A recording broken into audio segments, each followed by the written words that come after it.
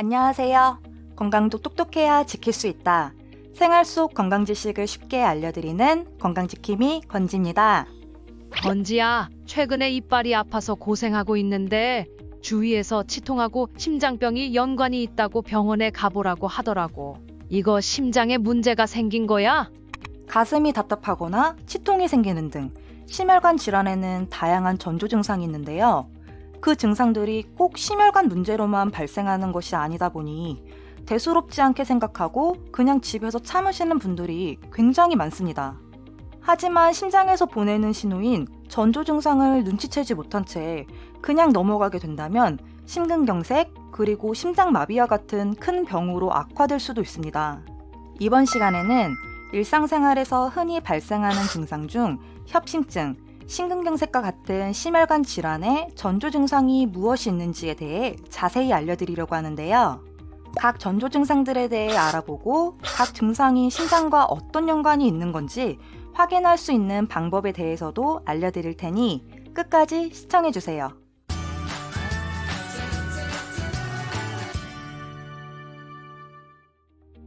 1년의 4계절 중 뇌출혈, 그리고 동맥경화와 같은 심혈관 질환이 가장 많이 발생하는 계절이 언제인지 알고 계신가요? 추운 날씨 때문에 겨울이라고 많이 생각하실 것 같은데요. 실제로 심혈관 질환이 가장 많이 발생하는 월은 3월입니다. 아침 저녁 쌀쌀한 날씨로 일교차가 큰 환절기에 우리 혈관은 많은 영향을 받는데요. 급격한 기온 변화가 혈관에 영향을 주기 때문이에요.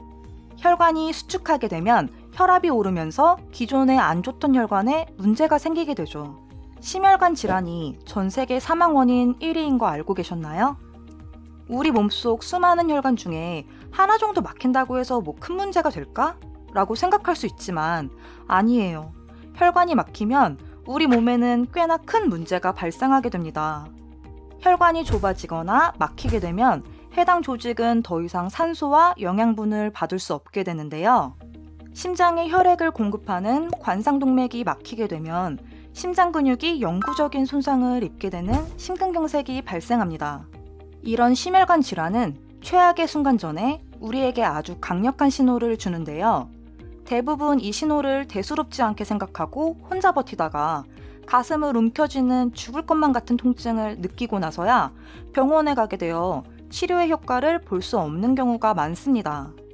심혈관 질환은 정말 많은 연구를 통해 치료 방법이 높은 수준으로 발달되어 있는데요.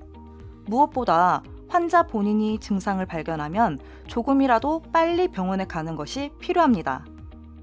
드라마에서는 막 가슴을 움켜쥐면서 쓰러지던데 내가 심혈관 질환이 있는지 알 수 있는 증상에는 어떤 게 있어? 첫 번째는 드라마에서 보신 것처럼 가슴 통증이 있습니다.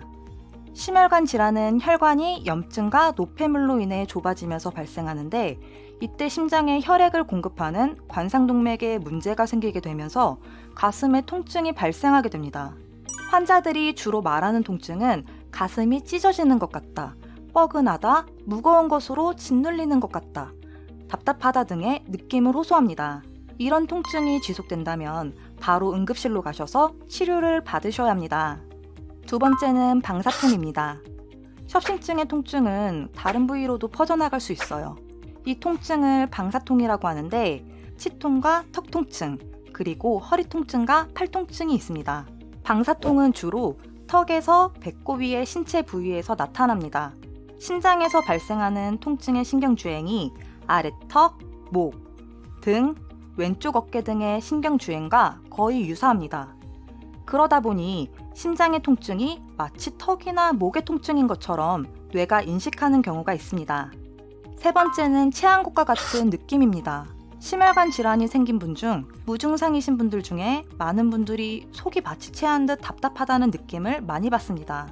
이처럼 체한 것과 같은 느낌을 받는 이유는 미주신경 때문인데 우리 몸의 미주신경은 심장 주위와 위장 주위에 분포되어 있어서 심혈관에 문제가 생겨 미주신경에 반응을 주면 환자는 마치 위장장애 시 느꼈던 것과 비슷하게 느껴 위장장애인 것으로 착각하게 되는 것인데요. 속이 답답해서 위장약을 드셨음에도 증상이 나아지지 않는다면 심혈관 질환을 의심해 보셔야 합니다.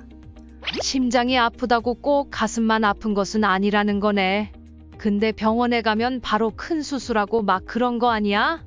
상태가 심각하다면 의사 선생님이 시술 또는 수술에 들어가겠지만 일반적인 경우에는 간단한 검사를 하고요. 환자에 따라 약물 치료만으로도 건강해지시는 경우가 많아요. 무엇보다도 심혈관 질환은 다른 질병에 비해 굉장히 많은 연구를 통해 치료 기술이 매우 높아요.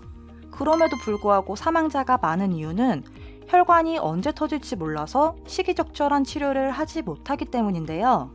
심혈관 질환 사망자 중 3분의 1 정도는 사망 전에 병원에 도착하지도 못하는 경우가 많습니다.